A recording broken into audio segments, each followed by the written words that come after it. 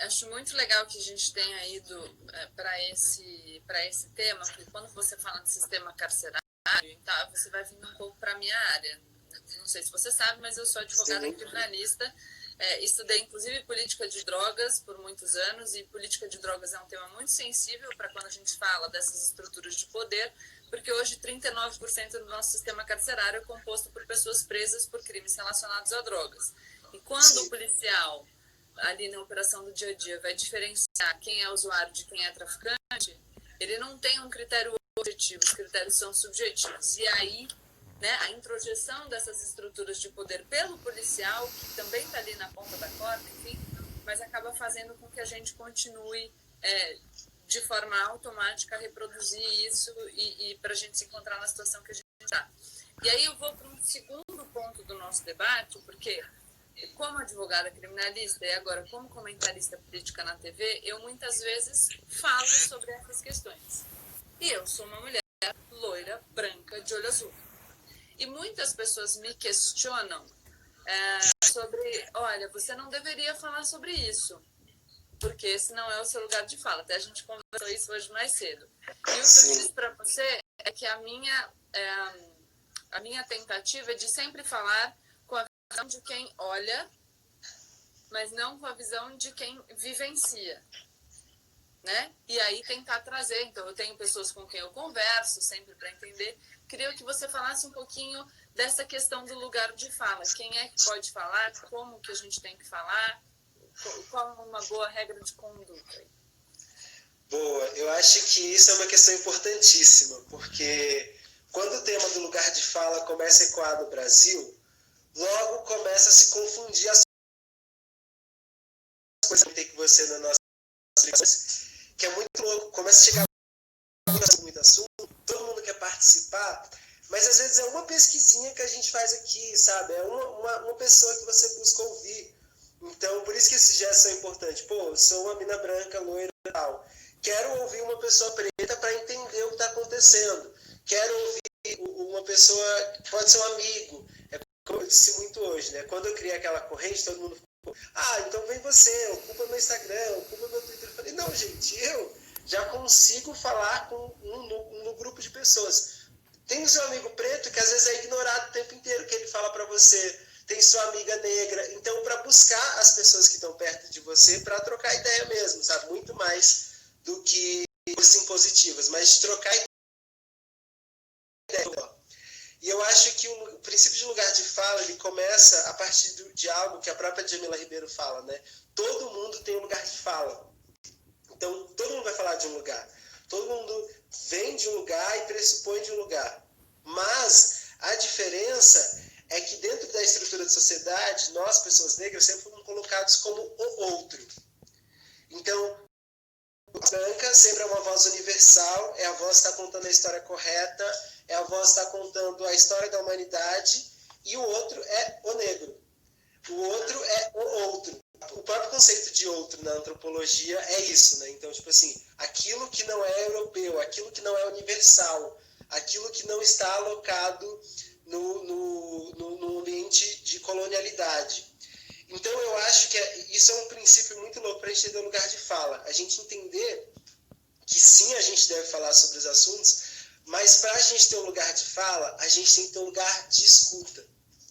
E isso é um princípio fundamental. Porque você só vai conseguir falar sobre algo, você vai conseguir compartilhar coisas a partir do momento que você teve disposição para escutar, que você teve disposição para aprender. E nisso eu trago muito do Paulo Freire. Eu acho que o Paulo Freire ele é excelente nesses princípios educacionais. E eu até comentei com você que eu acho muitas lives que você tem feito, e você tenta trazer esses exemplos para o dia a dia, tenta trazer esses exemplos para um filme, para uma música, para algo, o que é muito importante, porque essa é a forma de educação. E esse lugar de fala, ele tem que entender quem está ouvindo, esse lugar de fala tem que entender qual é a sua origem, e esse lugar de fala tem que entender o que você quer ecoar. Porque, por exemplo, no momento desse que a gente está vivendo, tem que ouvir pessoas negras, então não adiantava a gente fazer um apagão na internet e acreditar que todo mundo vai saber o que está acontecendo, porque nem todo mundo está vivendo nessas bolhas, né? Que tipo assim, nossa, eu sei o que é. eu sei o que está acontecendo aqui, eu sei o que está acontecendo ali. Não, nem todo mundo sabe. Então, fazer um apagão, essa hora, não era a melhor solução. A gente tem que sentar com as pessoas, abrir nossos canais todos possíveis de comunicação e conseguir falar. Mas qual é esse momento? De pessoas pretas, né? Da gente conseguir fazer com que pessoas pretas sejam escutadas também pela sociedade. Então, eu acho que o lugar de fala, ele tem todos esses eixos e ele é muito sobre um lugar de poder de fala também. Porque, por exemplo, quando eu falo algo, as pessoas vão desconsiderar algumas vezes. Vão falar assim, mas será? Mas não, talvez não. Agora, talvez uma pessoa branca passe muito mais confiança na fala. E simplesmente por ser branca, por ela... E isso enquanto estrutura social, como eu disse antes. Essa supremacia carregada na sociedade, e que a gente pouco percebe no Brasil por causa dessa falsa democracia racial, ela já coloca esses lugares distintos. Então, eu tenho que provar que eu sou fotógrafo. Eu tenho que provar que eu sei fazer aquilo. Eu tenho que provar que eu estudei. Eu tenho que provar. Mas se uma pessoa falar assim, eu sou, ela é e acabou uma pessoa branca. Então, esses lugares são de posições sociais também, porque ninguém vai desacreditar daquilo, sabe? E também de colonialismo. Quando a gente trouxe esse ponto, eu queria muito trazer o ponto do colonialismo também. Porque quando a gente fala do patriarca, do colonizador, ele tem uma figura. E essa figura é o quê? Um homem branco, heterossexual, de origem europeia, casado, religioso. Então, tudo isso é uma cadeia de padrões de um colonizador. E nós, como um país colonizado, a gente vai querer estar o mais perto possível do colonizador, por estrutura de sociedade.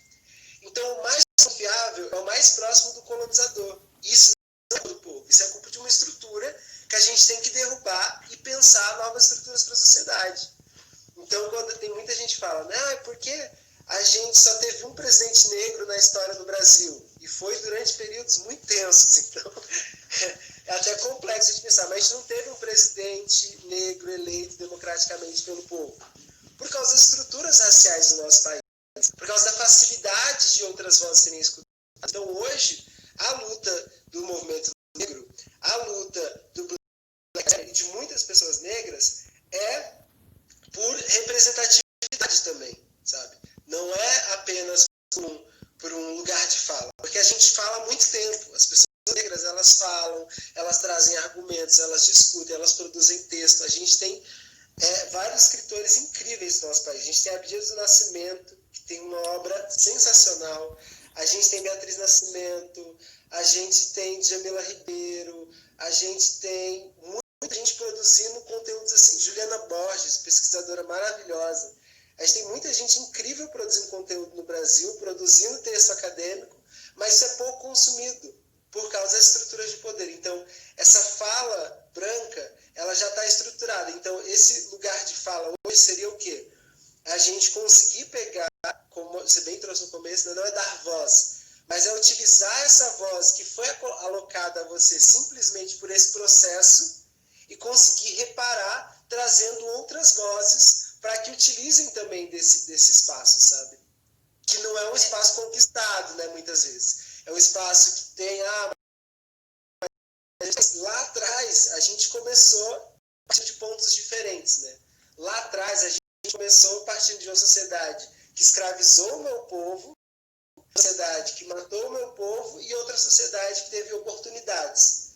E hoje a gente está conseguindo rever algumas oportunidades da sociedade, né?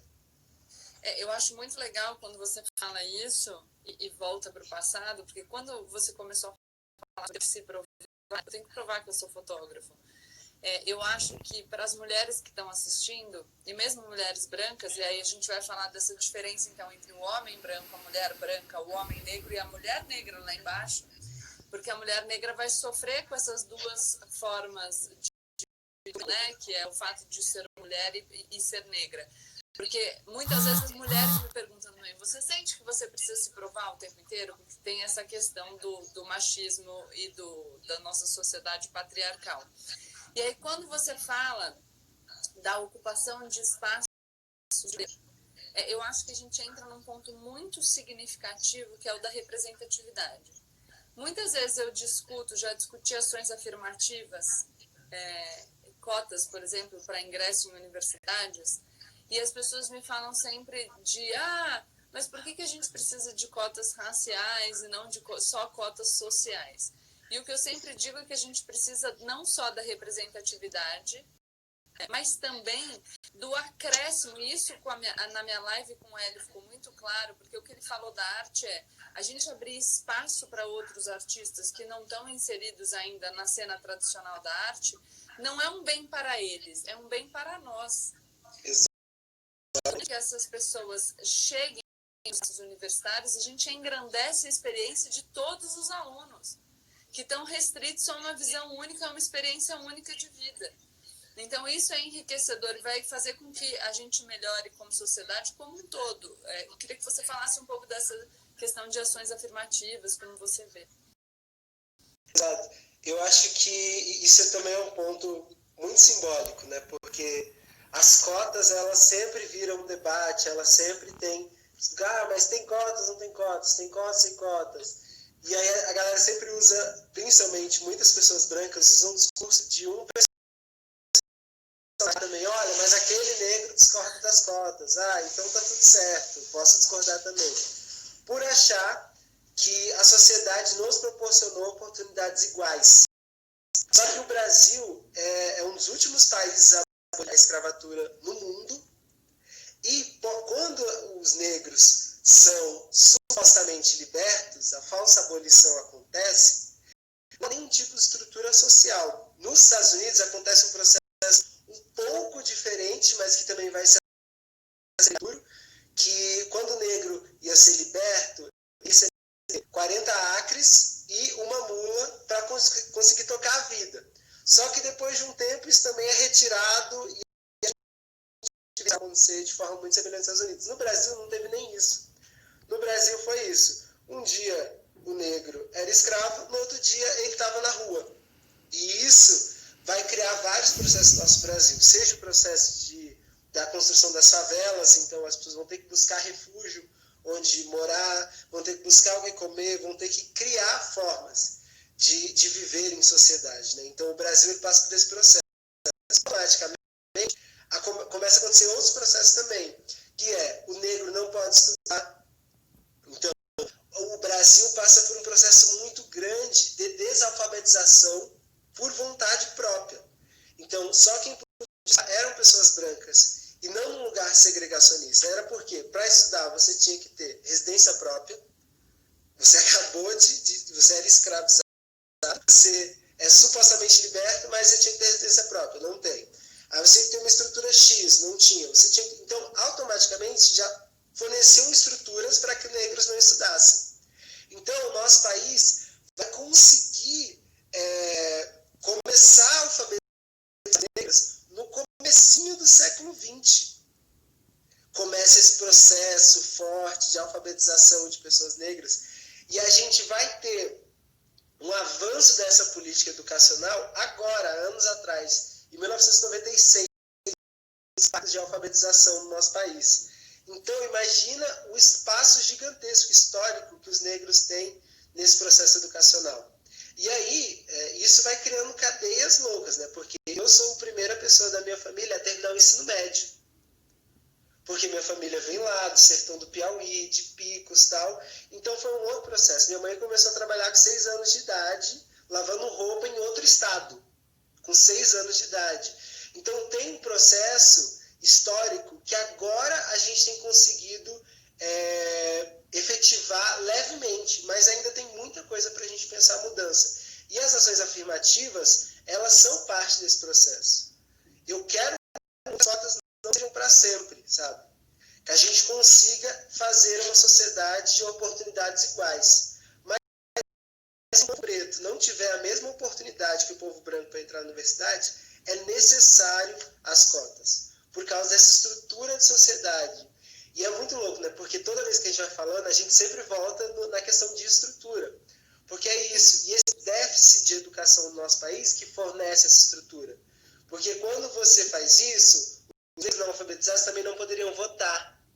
Então, automaticamente, você tira eles do sistema eleitoral. Não pode fazer aquilo. Então, você vai tirando e criando essa sociedade da exclusão, onde a gente volta àquela pauta anterior que eu trouxe da supremacia branca. que ela não precisa ser a violência efetiva. Ela se torna uma violência simbólica que mata da mesma forma. Ela se torna uma violência que vai criando uma série de estruturas para que os negros não acessem, para que os negros permaneçam num lugar de servidão.